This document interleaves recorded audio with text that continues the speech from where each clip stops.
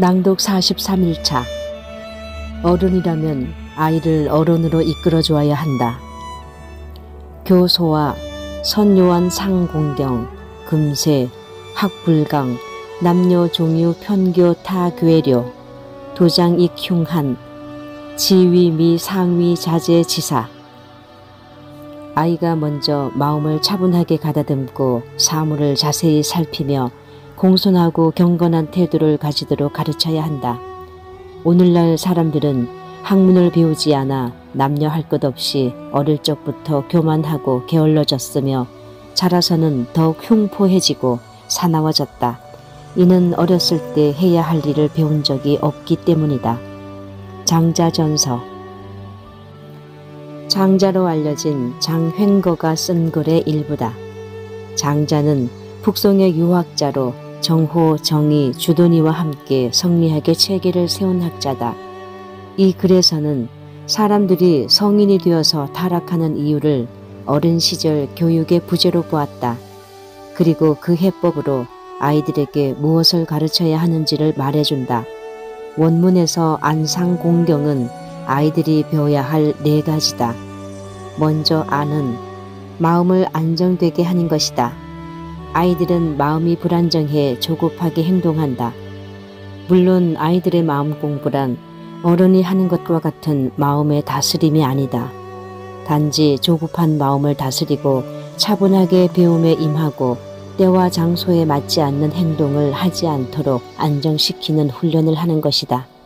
그 다음 상은 모든 공부를 상세하게 배우는 것이다. 아이들은 허투루 넘어가는 법이 없다. 배움에 있어서는 더욱 그렇다.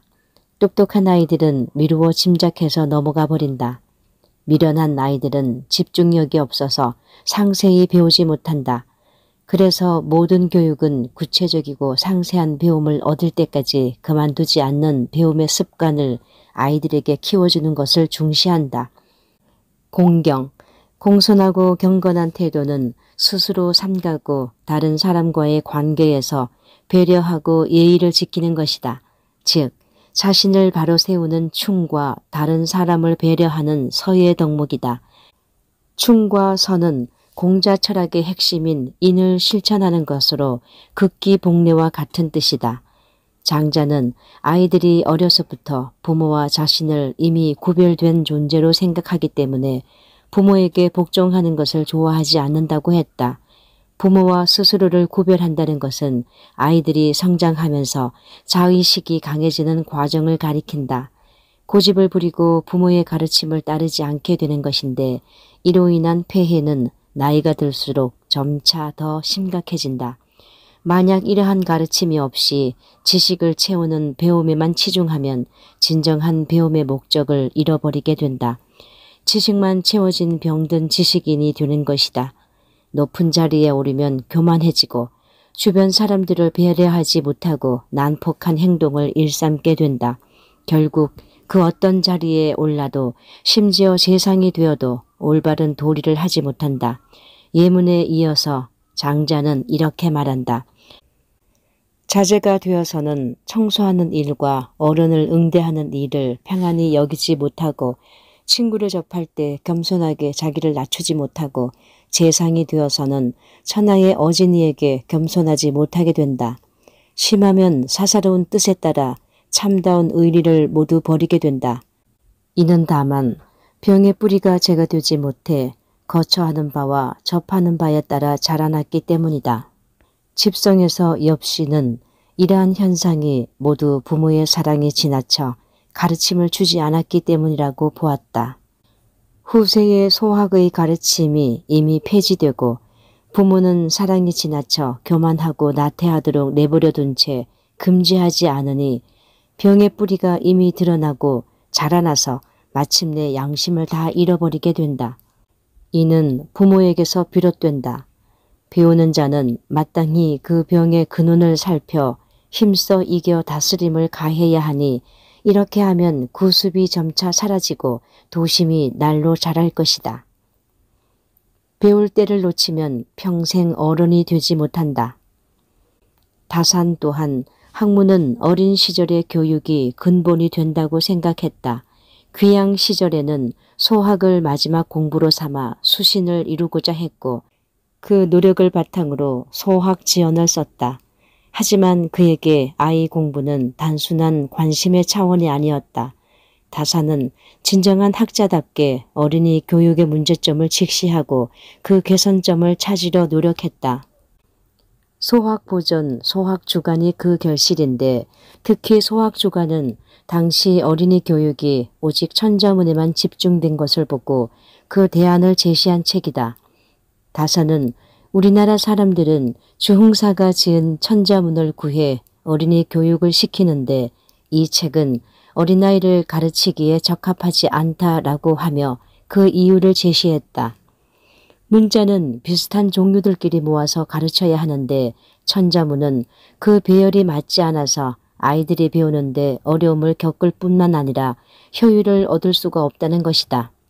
천지의 글자를 배우고 나면 일월, 성신, 산천, 구릉 등 비슷한 종류를 다 알기도 전에 그것은 그만두고 오색을 배우라고 하고 현황의 글자를 배우고 나면 청적, 흑백, 홍자, 칠흑의 다른 점을 분별하기도 전에 우주를 배우라고 하니 이 무슨 가르침의 법인가.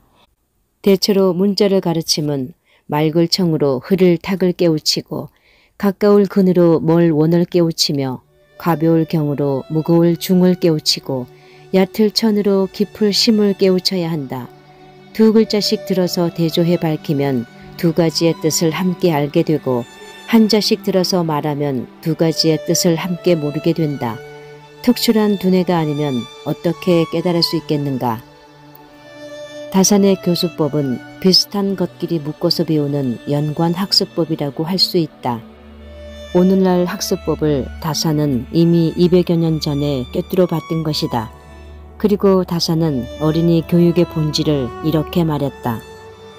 어린이를 가르치는 방법은 그 식견, 학식과 견문, 사물을 분별할 수 있는 능력을 열어주는 데 있다.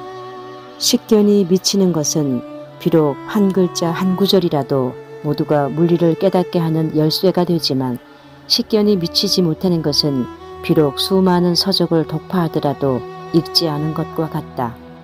최근 다면은 덕은 도량에 따라 커지고 도량은 식견에 따라 커진다라고 실려있다. 식견이란 도량을 키우고 덕을 키우는 것이다.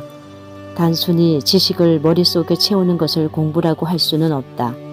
물론 지식이 없으면 옳고 그름과 사리 판단을 하는데 어려움을 겪는 것도 사실이다.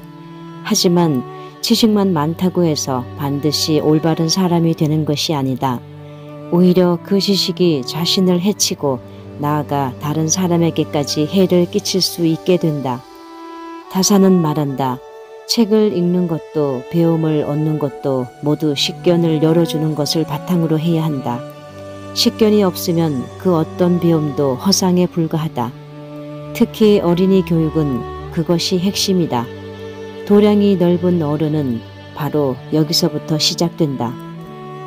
경서를 가르쳐 줄 스승은 만나기 쉬우나 인격을 가르쳐 줄 스승은 만나기 어렵다. 사마광